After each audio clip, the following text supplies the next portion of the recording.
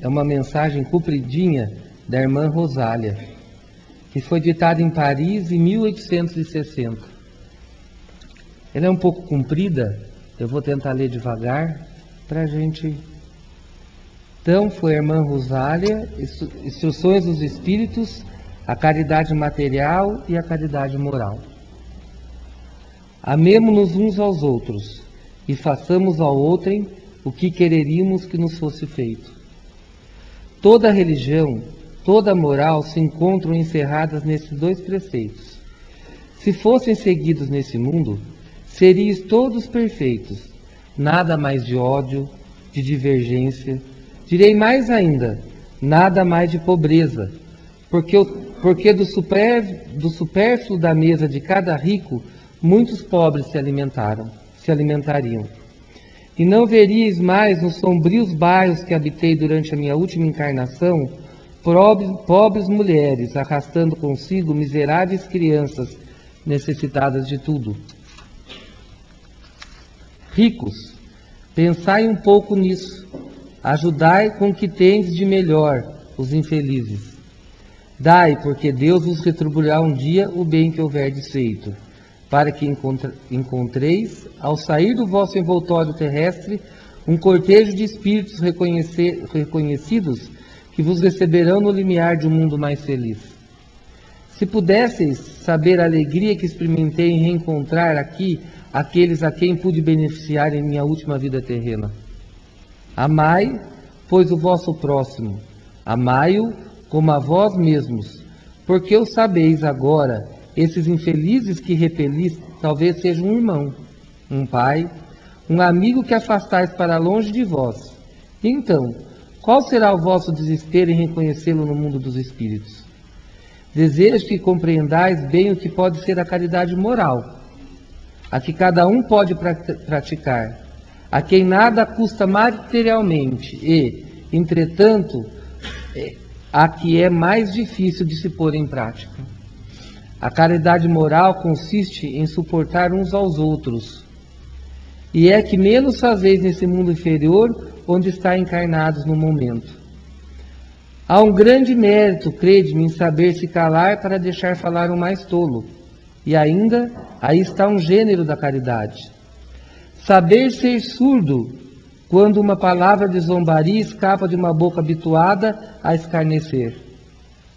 Não ver o sorriso de desdém que acolhe a vossa entrada entre pessoas que, frequentemente, erradamente, se creem acima de vós, enquanto que eles, na vida espírita, a única real, estão algumas vezes bem longe disso. Eis um mérito, não de humildade, mas de caridade. Porque não anotar os erros de outrem é caridade moral. Entretanto, essa caridade não deve impedir a outra, mas pensai sobretudo em não menosprezar o vosso semelhante. Lembrai-vos de tudo que vos tenho dito. É preciso lembrar sem cessar que no pobre rejeitado talvez repilais um espírito que vos foi caro e que se encontra momentaneamente em uma posição inferior a vós. Eu revi um dos pobres da vossa terra que pude, por felicidade, beneficiar algumas vezes, e a quem me cabe agora implorar por minha vez. Recordai-vos de que Jesus disse que somos irmãos, e pensai sempre nisso antes de repelir o leproso ou o mendigo. Adeus. Pensai naqueles que sofrem e orai. Irmão Rosália, Paris, 1860.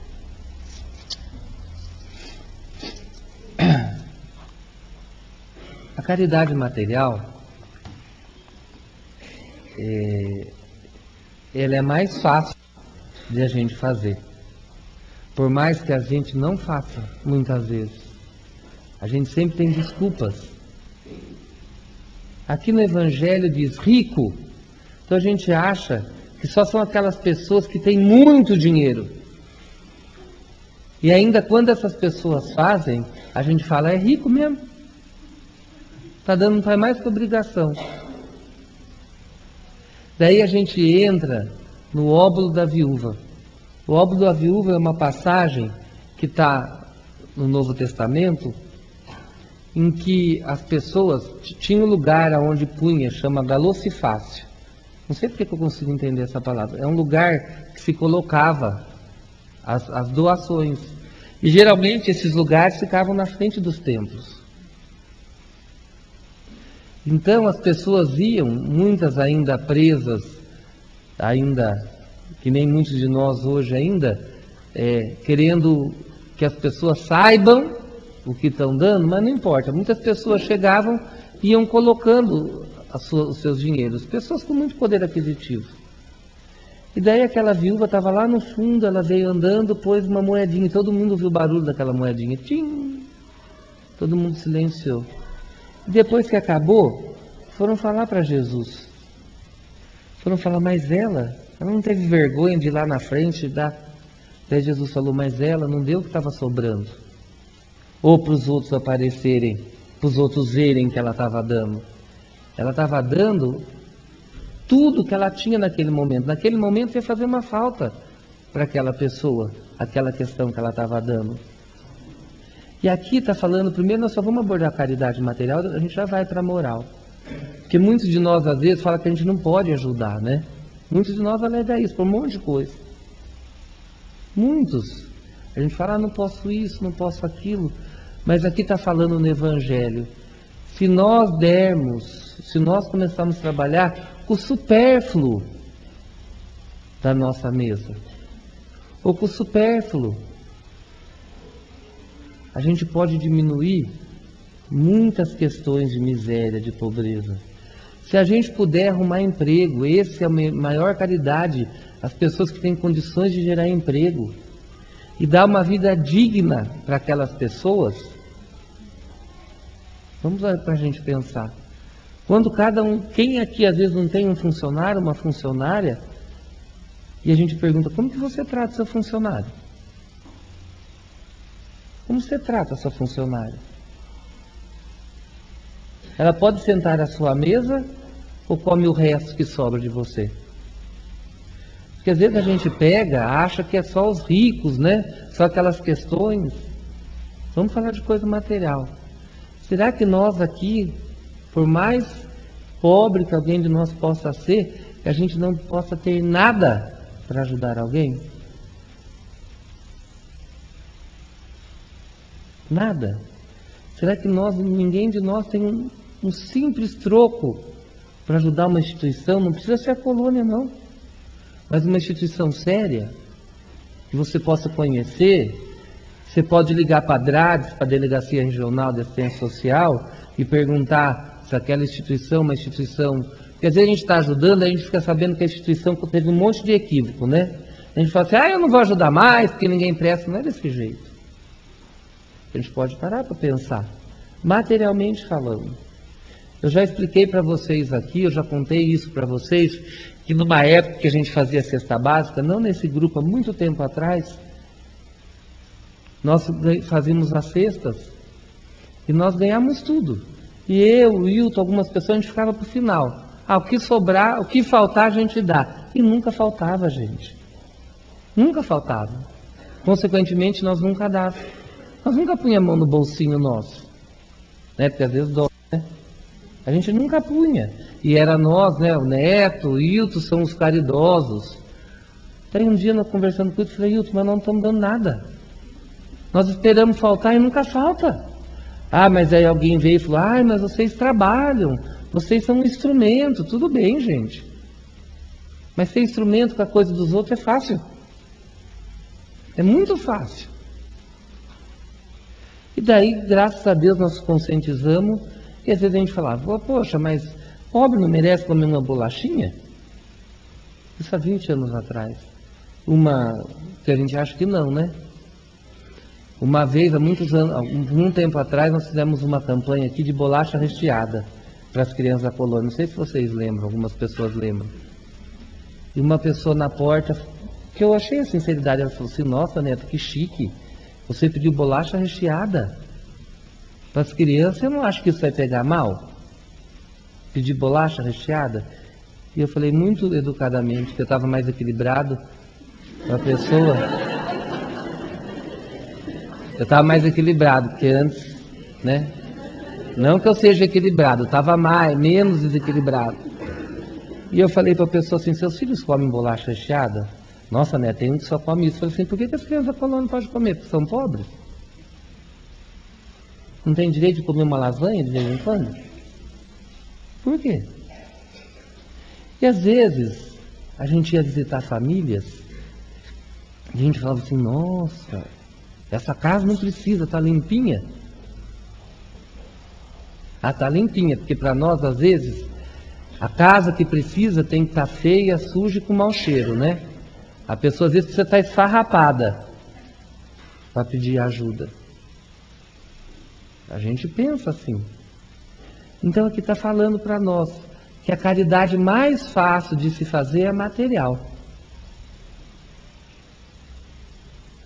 Mas se alguém de nós não tem condições de ajudar materialmente nada, ou ninguém, uma instituição, um projeto, o que eu oriento para vocês é sempre procurar projetos sociais sérios. Ou quando vocês quiserem ajudar com cesta básica alguma família, ajudem. Mas vejam que você pode resgatar a dignidade daquela família junto.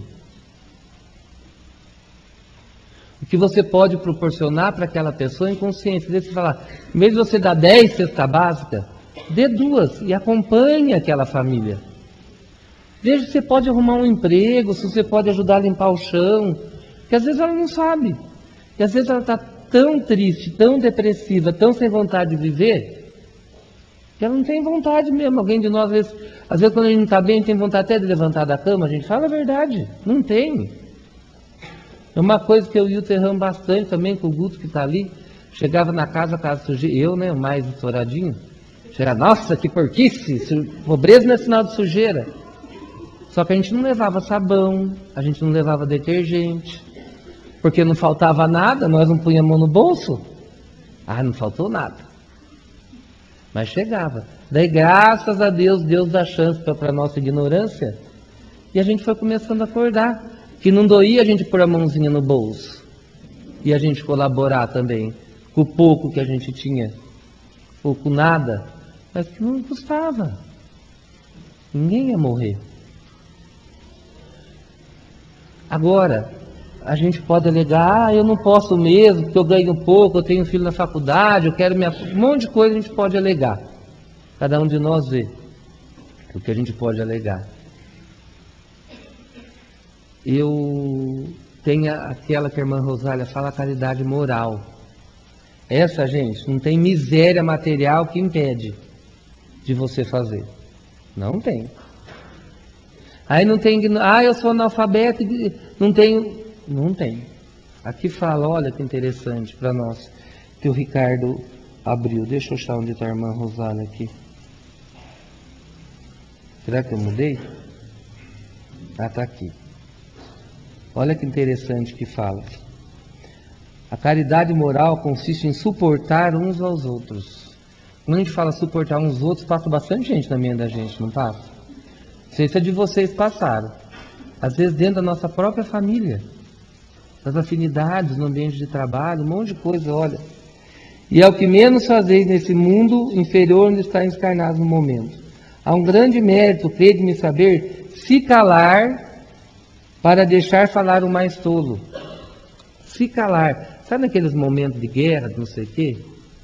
Se calar. E às vezes a gente fala tanto, a gente entra na sintonia, e daí começa aquela gritaria, fica uma coisa tão pior. Vocês conseguem comigo? A gente vê, a gente está se tornando tolo, nós estamos entrando na mesma vibração do que aquela outra pessoa. Olha o que está falando. Isso aqui é o caminho para mostrar para a gente. Olha. E ainda está um gênero, saber ser surdo quando uma palavra de zombaria escapa de uma boca habituada a escarnecer. A gente às vezes ouve, né? Eu não levo desaforo para casa.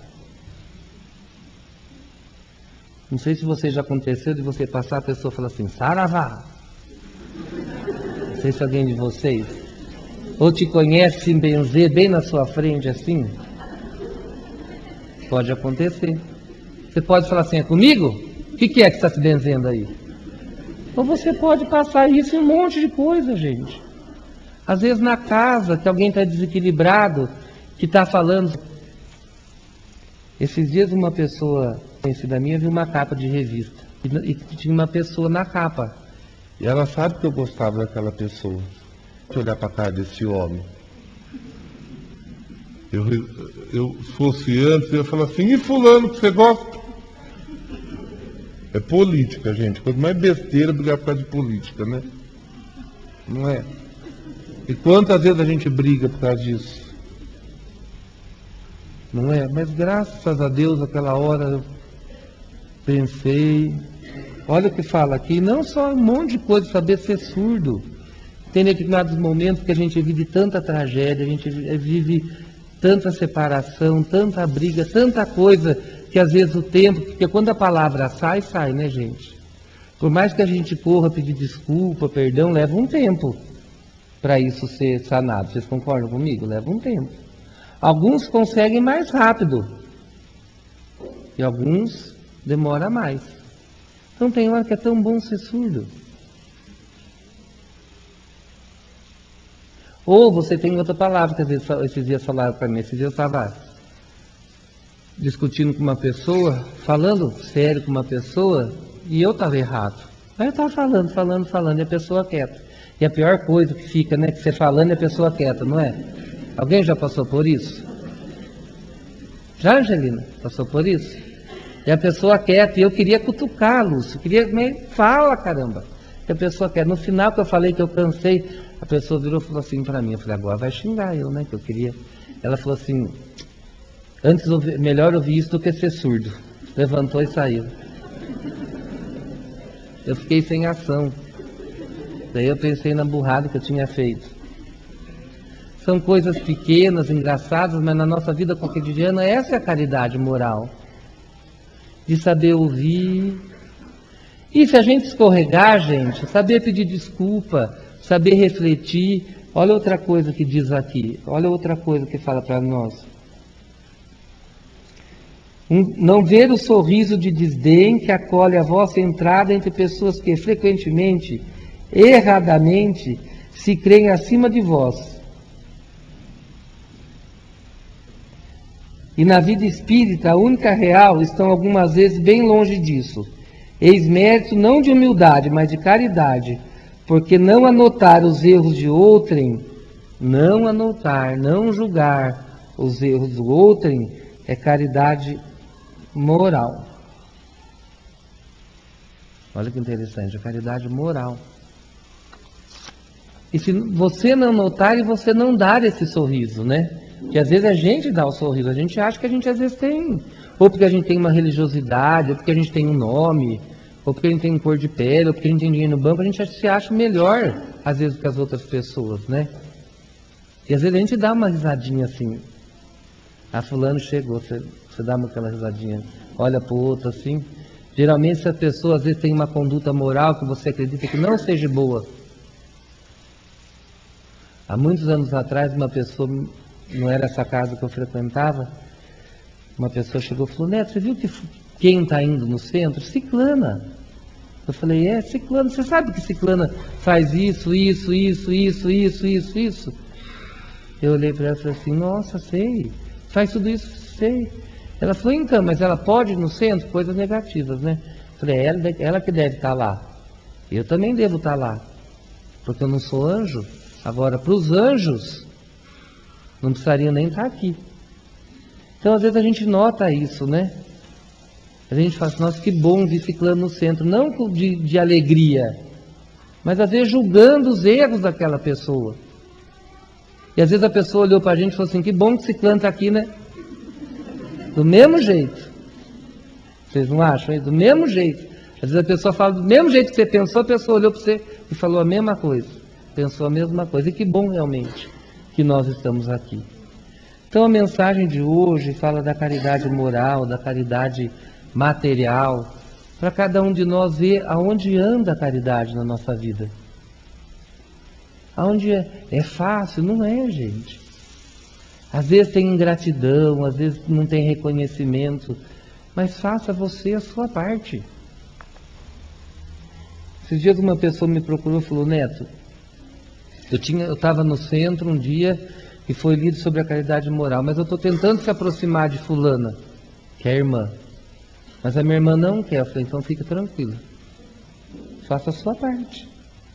Você está aberto para quando ela quiser se aproximar de você? Eu estou. Falei, então ótimo. Faça a sua parte.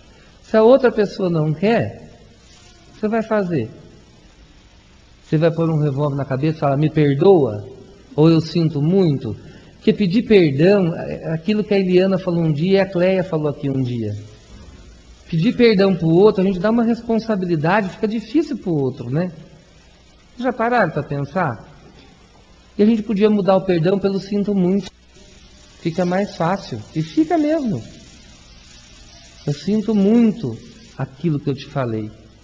Fica mais fácil da gente pedindo. Porque só os fortes é que conseguem devagar exercitar a caridade moral. E a gente está falando da caridade moral com os outros, e está vindo agora na nossa mente a caridade moral com a gente mesmo.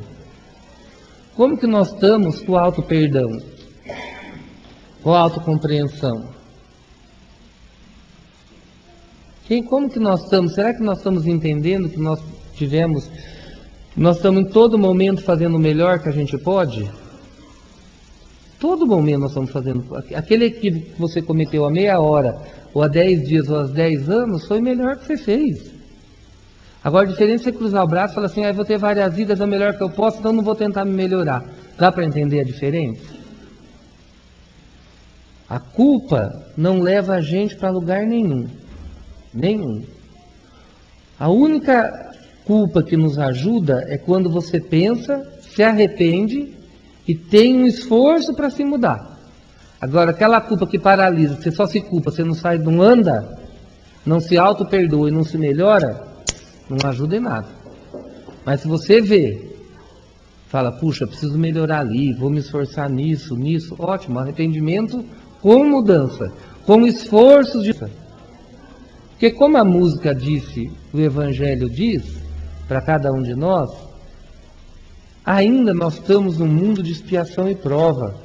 A nossa maturidade ainda é pequena, mas isso não significa que nós temos que cruzar os braços. Mas também nós entender que nós ainda, poxa, a gente ainda entende a dor, pela nossa falta de maturidade, e nós vamos ter consequência pelo entendimento da dor. A hora que a gente começar a exercitar e devagar pelo amor, nós vamos ter consequências boas. Daí, quando a gente consegue ter essa consciência, a gente se aproxima de Deus. Porque é louco a gente castigar por culpa de Deus, né? Punição, é castigo, né? É culpa de não sei quem, de não sei quem. É mais fácil a culpa do demônio. Os nossos irmãos católicos do Evangelho falam do demônio, do inimigo. Ou nem fala, tem medo. E nós, espíritas, falamos o quê? Obsessores. Aí tem que fazer uma reunião mediúnica, porque o obsessor tem que ir embora. Eu não tenho que me modificar. O obsessor que tem que ir embora. Eu não tenho que mudar o meu interior. A gente não tem. Então nós devagar vamos entender a linguagem do amor. E no Pinga Fogo, no Chico da entrevista do Pinga Fogo, que tem um livro muito interessante que chega ao Pinga Fogo com o Chico Xavier, perguntaram isso para o Chico, se os espíritas eram masoquistas, que os espíritos falam muito de dor. E o Chico falou, não, nós não gostamos de sofrer. Só que tem situações que a gente não consegue mudar. Se desesperar, não adianta. Só se lamentar, não adianta. Mesmo de acordo com a nossa maturidade, a gente às vezes vai ter lamentação e desespero. Mas quanto mais consolo e esclarecimento a gente tiver, não que você não vai sentir, você vai ter a dor, que nem o Lito falou, mas você não vai transformar a sua dor em sofrimento. É isso que a doutrina nos ensina, não transformar a dor em sofrimento. É diferente. E é um tema que o Hilton vai lidar com vocês mais pra frente, ele falou para mim. Então a mensagem dessa noite, gente, fala para nós do Evangelho sobre a caridade. A material e a moral. As duas. Vamos pensar, cada um de nós. Vamos analisar dentro de nós. Vamos no momento de uma demanda, no momento de uma briga, não sei o quê, vamos tentar se a gente consegue ser surdo, mudo. Vamos tentar. E também a gente tem que ter cuidado, que a gente não pode ser mudo e surdo a vida inteira. Às vezes as pessoas estão pisando em você e você acha que caridade, que nem fala ali. É humildade. Então fala, isso não é humildade, é caridade. Quando você só leva e fica cada vez mais, eu tenho que ser humilde, isso não é caridade. Porque se colocar para as outras pessoas com um momento certo, na hora certa também, romper determinadas coisas, isso é caridade. A gente tem que ter todo o equilíbrio disso. A outra é passividade. Isso mesmo, Angélica. É diferente. É bem diferente. Então que a gente possa sair aqui essa noite pensando como anda a nossa caridade. Tanto material. E ó que Jesus aqui não está falando, a irmã Rosário não está falando para você dar tudo que você tem. Ainda pede para você dar o supérfluo. Olha lá. O supérfluo. Não precisa nem dividir o pedaço do pão. E para eu permitir que vocês me ajudem, eu vou contar uma história aqui, que eu já contei várias vezes ela aqui, mas eu acho interessante. Se tiver uma pessoa aqui que não saiba dessa história, ela é interessante, e aquelas pessoas como mim se fortalecem bastante, como a gente sempre aprende. Como no momento que a gente vai fazer caridade também, a gente, às vezes, a gente se porta superior ao outro, né?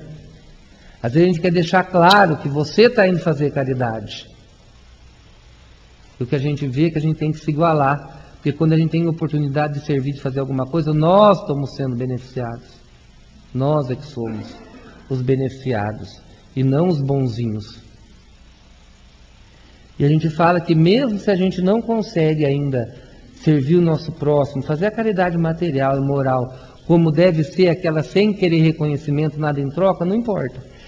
O interessante seria, um dia nós vamos chegar lá, mas ainda se você faz algo, ajuda o outro, para que as pessoas vejam que você é bonzinho, ótimo, continue fazendo, porque tudo é um exercício. Não fique esperando você estar pronto para servir. Né? Porque a gente vai, vou virar santo, daí eu vou servir. Daí você não sabe, porque ninguém pisou no seu pé, ninguém foi ingrato com você para ver se realmente você está santo ou não. Né? Virei perfeito. Você não sabe.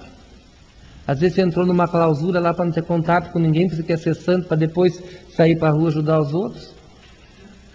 Então não espere. Eu sempre falo essa historinha aqui para vocês, que tinha um senhor andarilho que eu tinha... Isso aconteceu comigo. E foi uma das maiores lições que aconteceu na minha vida, de muitas. E ele ficava para a rua com cobertor, escrevendo, eu sempre quis me aproximar dele. E por alguma razão, ele tinha um trem comigo que eu não sabia. Ele me via fazer, vá! Gritava. E eu tentava me aproximar, eu cortava. Eu falei, um dia não é possível, um dia eu quero ir para o estômago. E um dia tinha um cachorro quente, ele estava sentadinho, eu falei, vou pagar um cachorro quente para ele, vou me aproximar dele. Daí a moça falou assim, não, Neto, dou um cachorro quente para ele todo dia. Daí eu falei assim, mas eu queria dar. Então tá bom. Daí eu fui dele, fiquei amiguinho dele. Daí ele já passava mais. Teve um ano que nós ganhamos muito panetone. Tem gente que já viu isso aqui umas 1000 vezes, mas é muito panetone, gente, vocês não têm ideia. Nós estamos fazendo aleluia de panetone. Ainda daí a Balduco, alguém conseguiu, mas não sei quanto, um caminhão de panetone. O Fusquinha do Hilton rodava com panetone para cima e para baixo. Nossa, vocês não têm ideia. E sei lá, eu, onde nós estávamos indo entregar panetone, eu vejo esse senhor. Daí eu parei, né? Não sei se ele estava comigo. Porque eu estava com o Fusquinha dele. Ele estava com o Fusquinha. E parei, peguei. Porque é tão gostoso você fazer caridade quando você gosta, né? Quando você gosta de alguém é fácil. Não é? Aquela pessoa que você ama, tudo é mais fácil você pedir perdão para ela. Né? Você fazer, não é mais fácil? Quando você gosta. Então, uma que tinha bastante mesmo, né? Eu já peguei uns 8 panetones, para levar para ele. Desci, e falei, porque eu queria saber onde ele morava, porque ele me entregava, que ele ficava fazendo uns riscos em folha.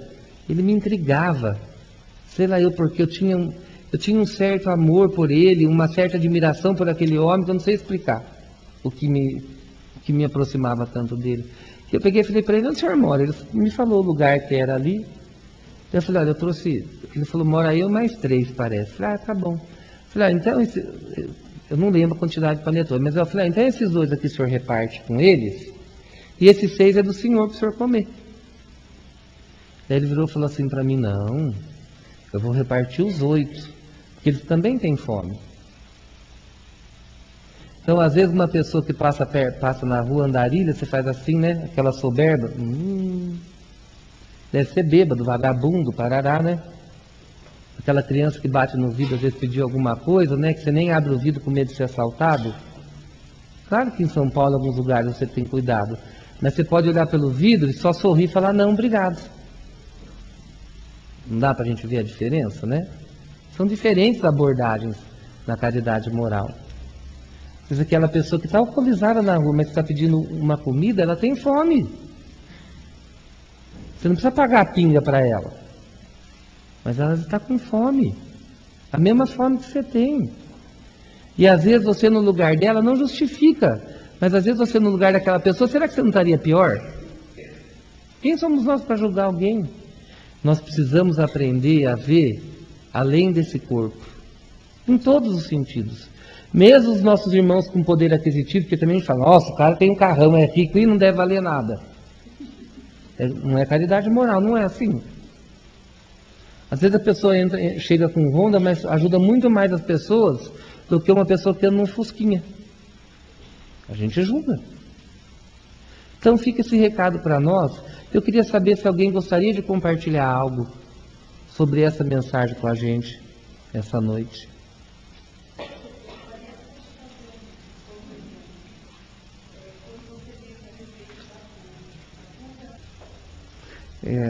A Delza, gente, o pessoal que está lá em cima, ela fez um comentário que a culpa nos prende. E que se a gente trabalhar com o nosso orgulho, e realmente é isso, mesmo se a outra pessoa não te perdoar, mas você fez a sua parte. Mas alguém gostaria de completar alguma coisa? Sobre a caridade?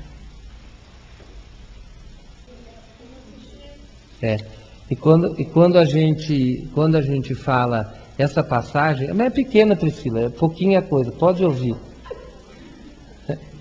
Essa passagem, quem já leu o livro do Chico sabe que os irmãos ele era católico e seguiam ele em procissão atrás dele para fecharem a casa, e a intenção dele era muito educada, ele fechava a porta do centro e falava assim, dá licença, e o pessoal rezando atrás dele com cruz. Daí alguém de nós pode falar assim, mas o Chico é o Chico.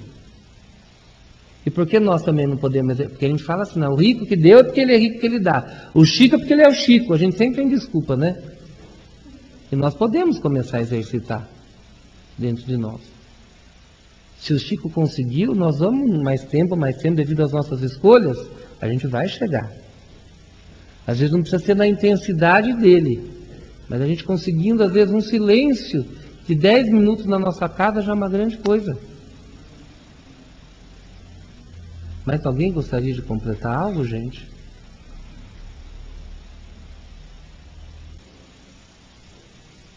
A gente espera ainda, né? Não adianta. Mas que a gente vai exercitando pensando isso. Mas não desista, continue. Que a gente chega lá. Eu sempre falo, é que nem análise sintática. Eu sempre odiei análise sintática. Sempre. Nem vou olhar para o lado de cá, porque a dona Marli está ali. Ela fica brava quando eu falo dela. Mas é que nem análise sintática, gente. Você começa a fazer, daí você começa a entender a disjunta adverbial, aquelas coisas que você olhar assim, não sei o que de tempo, parará, você fala assim, meu Deus, o que é isso? E é só fazendo. E daí você aprende a falar, nossa, é facinho. Mas se você pôr na sua cabeça que você nunca vai entender o que é análise sintática, vai ser muito difícil mesmo, gente. Agora, se você achar que você é capaz, que tudo é um exercício, se permita errar e a se levantar, você caminha. Você caminha. Certo? Mais alguém? Queria agradecer, então, todo mundo que compartilhou com a gente, que a gente possa sair daqui não com culpa, mas realmente olhando para dentro de nós, realmente, lembrando que o nosso caixão não vai à gaveta. E ainda se você morrer, quiser levar toda a sua joia, ainda vão arrebentar o seu caixão lá se souber. Nem descansar em paz, os seus ossos vão poder. Nem isso. Ou às vezes vai deixar tanta coisa que seus parentes vão tudo ficar brigando depois. Mas antes de qualquer coisa, é moral. Vamos pensar sobre isso. Nós vamos passar o recadinho agora e depois o coral vai cantar 2 músicas para nós.